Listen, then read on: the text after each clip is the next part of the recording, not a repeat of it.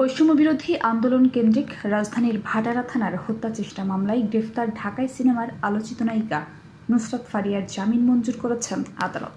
মঙ্গলবার সকালে ঢাকার চিফ মেট্রোপলিটন ম্যাজিস্ট্রেট আদালতের বিচারক মোস্তাফিজুর রহমান আসামি পক্ষের আবেদনের পরিপ্রেক্ষিতে তার জামিন মঞ্জুর করেন। গত 18 মে থাইল্যান্ড যাওয়ার সময় ঢাকার হজরত শাহজালাল আন্তর্জাতিক বিমানবন্দরের ইমিগ্রেশন চেকপোস্ট থেকে নুসরাত ফারিয়াকে গ্রেফতার করা হয়। তার বিরুদ্ধে জুলাই গণঅভ্যুত্থানের সময়ের ঘটনায় হত্যা চেষ্টার অভিযোগে মামলা পরোয়ানা ছিল।